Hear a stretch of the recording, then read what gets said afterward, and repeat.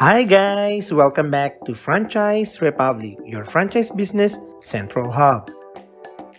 In this video, we are going to feature TURKS Shawarma franchise business package ideas. TURKS is a food company owned and operated by Zenarosa Food Corporation, headed by Mr. Jem L. Zenarosa as President and CEO. Joining the leading shawarma brand is a profitable investment. They have developed their company with excellent commissary with top-of-the-line facilities. In 2016, they opened their doors to franchising. Aspiring businessmen finally had a chance to have a bite of its success.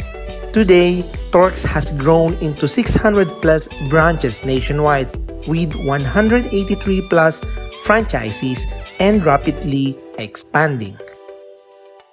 For the TURKS Shawarma menu, TURKS serves pita, a Turkish dish made of 100% tender and juicy minced beef or chicken cooked to perfection, wrapped in TURKS delightful pita bread that has a distinct taste only TURKS. For the pita wraps, beef and chicken pita wrap, kebab wrap, hot dog wrap, and chicken kebab wrap. For the rice meals, they have beef and chicken rice, kebab on rice, rice bowl, beef rice steak, chicken rice steak, beef and chicken platter, chicken and kebab platter, and beef and kebab platter. They also offer value meals and add-ons. For the franchising procedure, number 1, fill out the initial screening requirements and submit all the requirements needed. Number 2, attend their business opportunity meeting or BOM. Number 3, application and proposed location will be evaluated for approval. And lastly, number 4, signing of the franchise agreement, settlement of the franchise fee, and schedule of franchisee orientation. TURKS franchise fees. For the food cart, kiosk, or take-out counter, the franchise fee is worth 600,000 pesos. For food stall, the franchise fee is worth 800,000 pesos.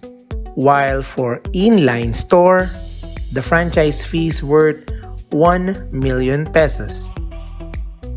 For the total capital investment, for the food cart, kiosk, or take-out counter, the total capital investment is worth 1 million to 1.2 million pesos. For food stall, it is worth 2.5 million to 2.8 million pesos. While for inline store, the total capital investment is worth 3.3 to 3.5 million. For the additional requirements, you need to provide the actual pictures of the site, location map and landmarks, valid IDs, barangay clearance, bank certificate, bank statement for at least 3 months, and if you are employed, you may submit certificate of employment, company profile, and SEC registration if business owner lease over, if applicable. For the store space requirements, for food cart, approximately 4 square meters. For kiosk, 8 to 10 square meters. Take out, 11 to 15 square meters. Food stall, 15 to 30 square meters. And lastly, for the inline store, the minimum is 20 square meters. For the contact details, you may contact TURKS Shawarma with the address number 20 Barangay Vasra Visayas Avenue, Quezon City, Philippines. You may send them an email at marketing@turks.ph. You may also contact them at 02-8990-9992. You can also visit their website at www.turks.ph. You can also visit their FB page at official.turks. Their Instagram account is TURKS.official. You may also inquire at U Franchise Sales and Management with the address Unit 2807 Jollibee Plaza, F. Ortigas Jr. Road, Ortigas Center, Pasig City, Philippines. You may call them with the telephone number 632-634-0586, 632-634-3717. Their mobile numbers are 63920-983-0247 and 63917-881-6999.